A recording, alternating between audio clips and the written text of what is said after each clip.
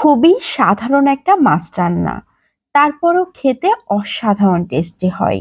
প্রথমেই একটা রান্নার প্যানে সয়াবিন তেল দিয়ে দিয়েছি 3 টেবিল চামচ। তার মধ্যে অল্প একটু লবণ দিয়ে দিয়েছি।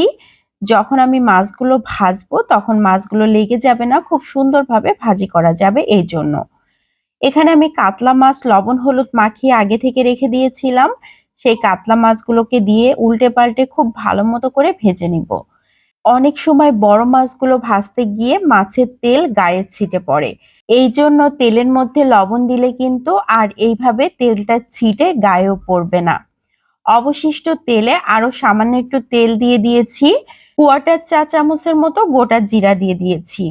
2 টেবিল চামচের মতো পেঁয়াজ কুচি, কাঁচামরিচ ফালি দিয়ে দিয়েছি কয়েকটা।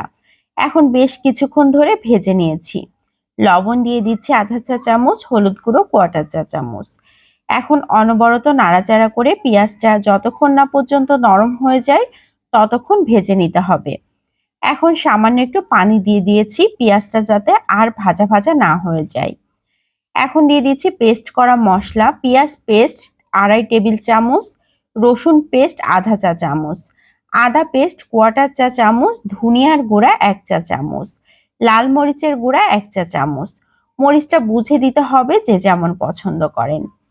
এখন দিয়ে দিচ্ছি জিরা পেস্ট 1/2 চা চামচ। খুব ভালো করে মশলাটাকে কষিয়ে নিতে হবে। এইভাবে অনবরত নাড়াচাড়া করতে করতে একটা সময় দেখা যাবে তেলটা একদম উপরে উঠে এসেছে, তখন বুঝতে হবে মশলা কষানো কমপ্লিট। এখন ভেজে রাখা মাছগুলোকে দিয়ে দিয়েছি। মশলার সাথে মাছগুলোকে বেশ কিছুক্ষণ ধরে নেড়ে চেড়ে নিতে হবে। এখন দিয়ে দিচ্ছি ঝোলের পানি। পানিটা বুঝে দিতে হবে, যে যেমন ঝোল রাখতে চান সেই পরিমাণ পানি দিলেই হবে। আমি খুব বেশি ঝোল রাখবো না, গায়ে মাখা হালকা একটা ঝোল রাখবো, এই জন্য সেইভাবে ঝোলের পানিটা দিয়েছি। এখন নেড়ে চেড়ে ঢাকনা দিয়ে ঢেকে রান্না করে নিব 6 থেকে 7 মিনিট। এরই মধ্যে খুবই সুন্দর একটা বলক চলে এসেছে। মাছগুলো দেখেই বোঝা যাচ্ছে কতটা সুন্দর হয়ে গিয়েছে। একদম সিম্পল ভাবে মাছটা রান্না করছি, তারপরও খেতে মাশাআল্লাহ অনেক মজার হয়।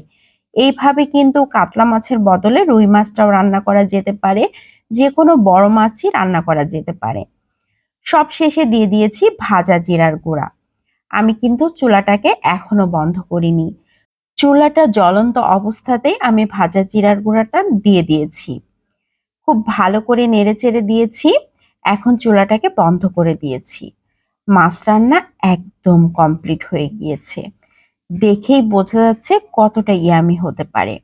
এত মজার হয়েছিল, এক মাছ রান্না দিয়েই খাওয়া কমপ্লিট। আজকের মতো এখান থেকে বিদায় নিয়ে নিচ্ছি। সবাই ভালো থাকবেন। আসসালামু আলাইকুম।